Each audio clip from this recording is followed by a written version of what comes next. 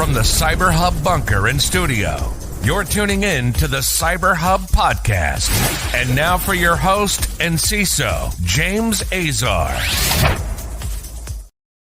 Good morning from Hacker Summer Camp, and welcome to another episode of the CyberHub Podcast, a packed show today, including multiple zero days. So just because you're in Vegas doesn't mean those stop. And also escalation between CrowdStrike and Delta.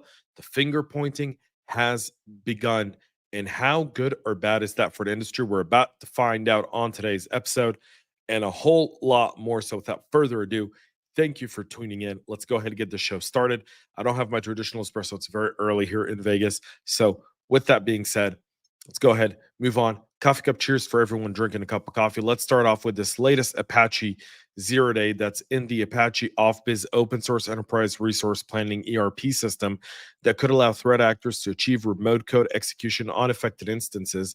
CVE 2024-38856. The flaw has a CVSS score of 9.8 out of a maximum of 10, and it affects all versions of Apache Ofbiz prior to 18.12.15. The root cause of the vulnerability lies in a flaw in the authentication mechanism. Sonicol, which discovered and reported the shortcoming, said in a statement, the flaw would allow an unauthenticated user to access functionalities that generally require the user to be logged in, paving the way for remote access execution.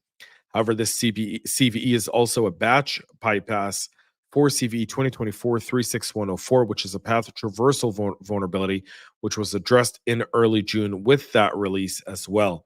So all in all, you've got multiple different vulnerabilities here that impact the Apache Ofbiz open source ERP system. You want to get that patched ASAP.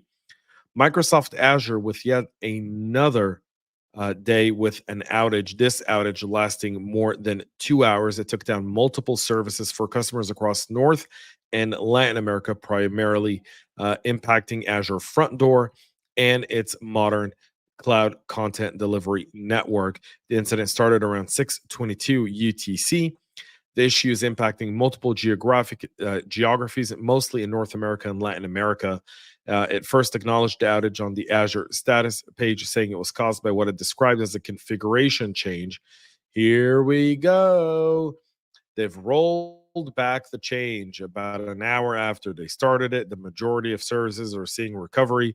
Many Microsoft services have failed away from AFD in response to this issue. And if you're asking me, James, what is going on? Very, very easy to understand. Here's the thing about cloud. Had this discussion Monday night, right? Like as I got here, went out to dinner, had a bunch of meetings, kind of talking about cloud hardware. You know, people kind of dissing hardware, but I love hardware. I think physical hardware is something to enjoy and love and build and see and hold in your hand and feel.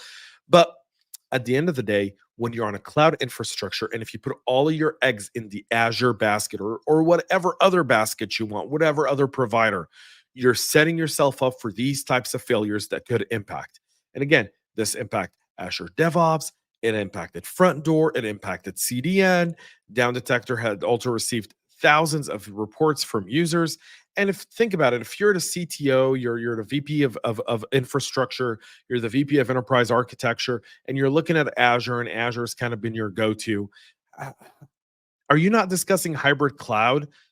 Especially August, like this is the time where you're planning for 2025, 2026. You're looking at your budgets, you're looking at your goals, you're trying to align the business, you're looking at risks, you're looking at performance thus far. If you're an Azure shop, can you wholeheartedly right now tell me, look me in the eyes and tell me we're an Azure shop through and through? These are just coincidences.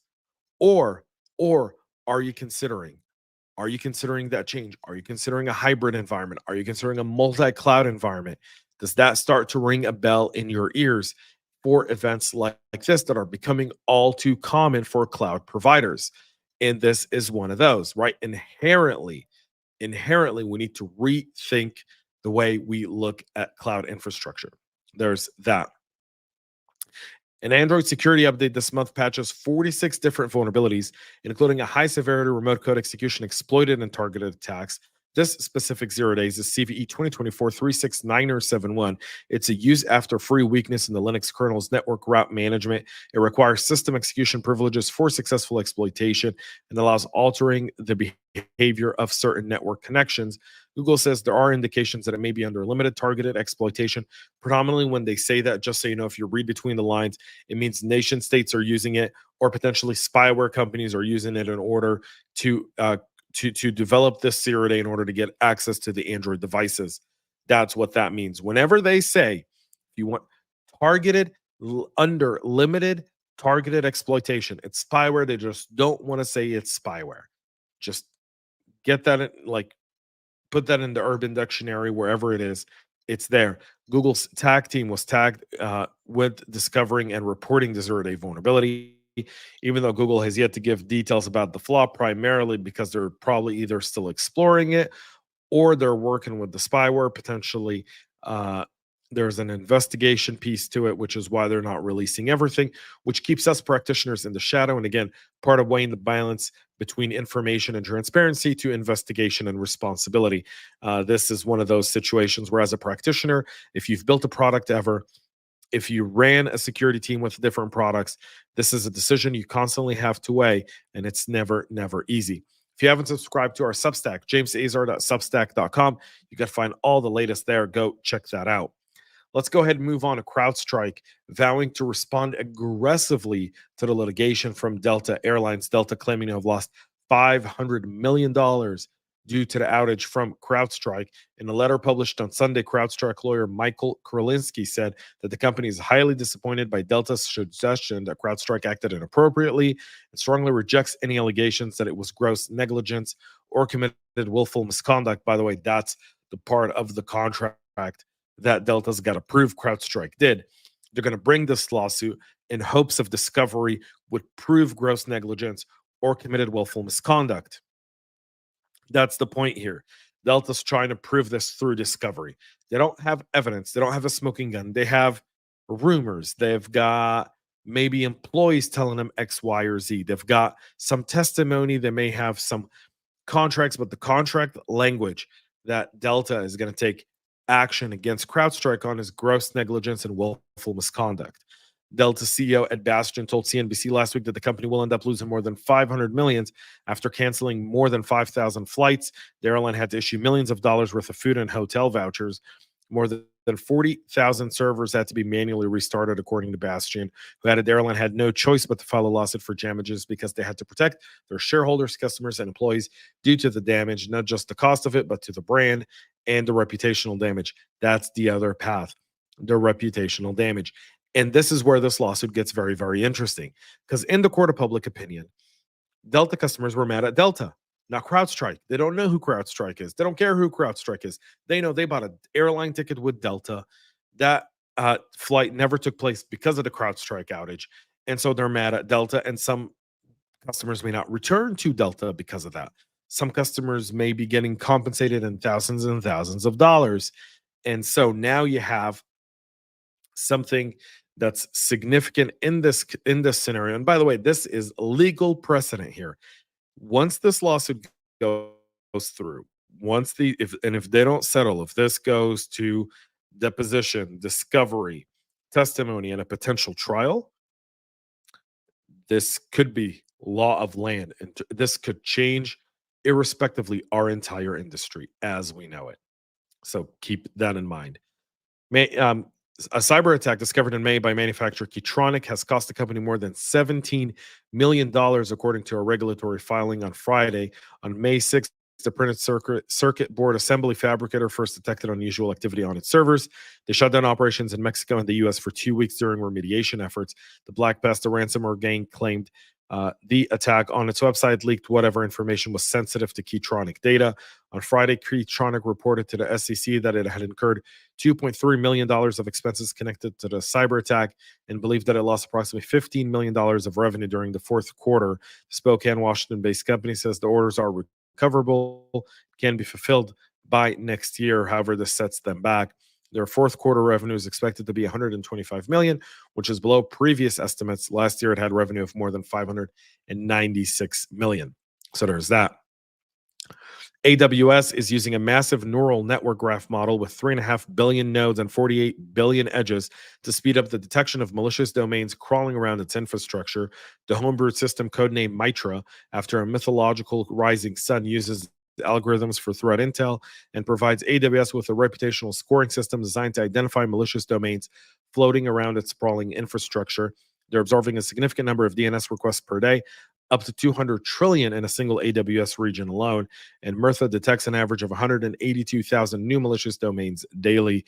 According to the company, they're assigning a reputation score that ranks every domain name's queries within AWS on a daily basis. Very, very interesting. We'll see how this does in terms of curbing cyber fraud on AWS and moving it to other platforms. So there's that risk there. South Korea's National Cybersecurity Center is warning that the Democratic People's Republic of Korea, that's North Korea, those are the bad guys, are hijacked flaws in a VPN software update to deploy malware and breach networks. The advisory connects this activity with a nationwide industrial factory modernization project Kim Jong-un, the North Korean dictator, announced in January of 2023, believing the attackers are looking to steal trade secrets from their Southern Korean neighbors. The two threat groups implicated in this are Comiskey, APT43, and Andriel, APT45, both linked to the Lazarus group. Trojanized updates and installs. This is the first case in the advisory dated January 2024 where Comiskey compromised the website of a South Korean construction trade organization to disseminate malware to visitors. And now this is happening on domestic VPN software communication protocols. And that's how they're pushing out fake software updates to install the DORA RAT. They're saying the vulnerability allowed the threat actors to spoof packets to users' PC, which misidentified them as legitimate server updates, allowing the malicious versions to be observed. So there's that from the South Koreans. And in Russia, an unknown and likely state-sponsored threat actor has been using a previously unseen mobile spyware tool to spy an unknown number of Android smartphone users. The activity has been ongoing for at least 3 years, according to researchers. The campaign is focused mainly on targeted individuals in Russia, according to researchers at Kaspersky, tracking the threat as LianSpy. But the tactics and the spyware operators used in deploying the malware could be easily applied to other regions as well. LianSpy is a post-exploitation Trojan, meaning the attacker either exploited vulnerabilities to root Android devices or modified the firmware by gaining physical access to victim devices. It's like the first, not the latter, according to Dmitry Kalin in a blog post. It remains unclear which was exploited in the former scenario. This is the latest in a fast-growing list of spyware tools. The list includes widely tools like NSO's Pegasus and Intellex's Alliance's Predator. All in all, spyware is there in a 3-year campaign against specific targets within Russia. They're looking at data harvesting and exfiltration, and you can pin that anywhere in the world, and you'll likely find a reason why someone would be doing that. That's it for our show this morning. Thank you all for tuning in. Please make sure to like, comment, subscribe, share. Let us know your feedback on these stories. Again, you can go to our website, cyberhubpodcast.com. You can also go to our Substack, jamesazar.substack.com, for all the latest. Go check us out on YouTube as well. Till then, have a great rest of your day. Enjoy Hacker Summer Camp. We'll be back tomorrow, 9 a.m. Eastern, live, or 6 a.m. Pacific, if you're one of those weird people that wakes up that early after a long night at Black Hat. Till then, thank you all for being here. Have a great rest of your day and stay cyber safe. We love feedback, so make sure to connect with us on social media and subscribe to our podcast on your favorite podcast listening platform.